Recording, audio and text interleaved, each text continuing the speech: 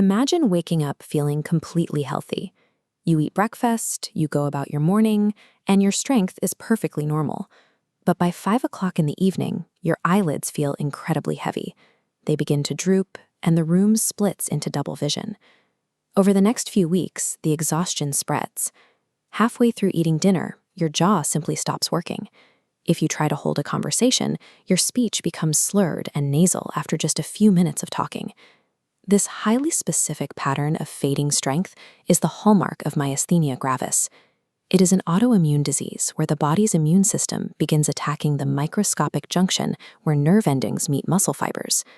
A stroke or a spinal injury causes a constant static paralysis, but myasthenia is uniquely deceptive.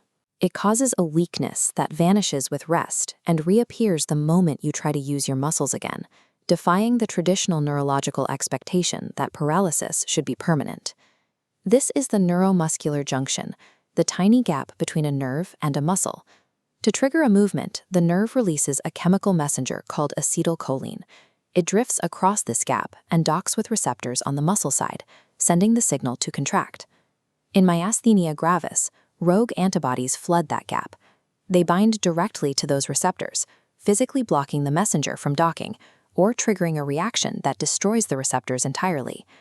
Every time you try to move, your nerve releases a burst of acetylcholine, but with so many docking sites blocked, the signal degrades. Repeated use depletes the messenger even further, so each successive attempt to move produces a weaker response.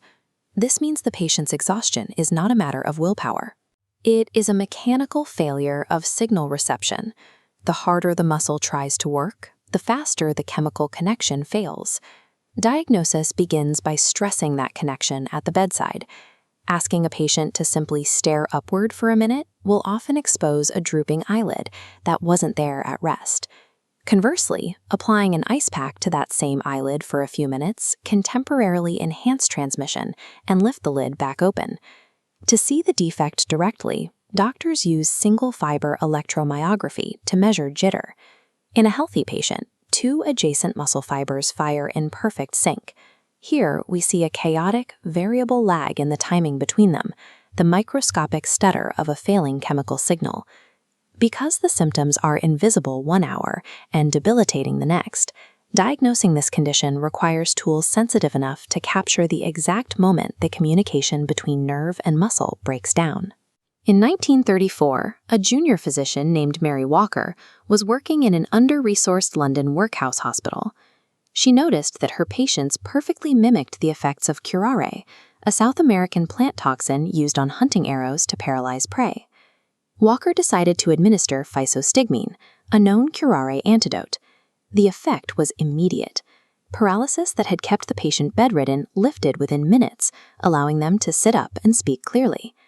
Despite this dramatic result, the Royal Society of Medicine was skeptical. Because Walker was a junior woman in a poor law infirmary, rather than an elite teaching hospital, the medical establishment dismissed her findings, delaying the widespread use of an effective treatment for years. This was an institutional failure. A working treatment existed, but the evidence was ignored because the person presenting it didn't occupy a position of authority. 2 years later, the opposite happened. Alfred Blaylock, a highly prestigious American surgeon, removed a chest tumor and the surrounding thymus gland from a patient and noticed her myasthenia symptoms improved, even though there was no biological explanation for why a chest organ affected muscle weakness. Blaylock began performing the surgery on patients without tumors, based on a clinical hunch.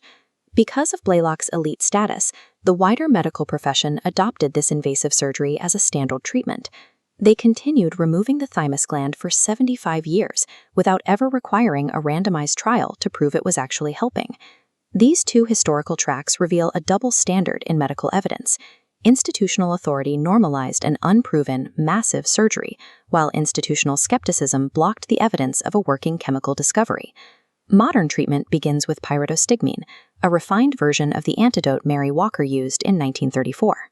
For more severe cases, doctors add immunosuppressants or targeted biologics that interrupt the immune attack more precisely. In 2016, the international MGTX trial finally provided the rigorous data Blaylock's surgery had lacked. Following over 100 patients for 3 years, the study proved that removing the thymus gland does significantly improve long-term outcomes, settling the debate 80 years after the first operation. Today's targeted therapies continue Walker's original logic. Rather than suppressing the entire immune system, they are engineered to block the specific molecular steps that disrupt the chemical signal at the junction.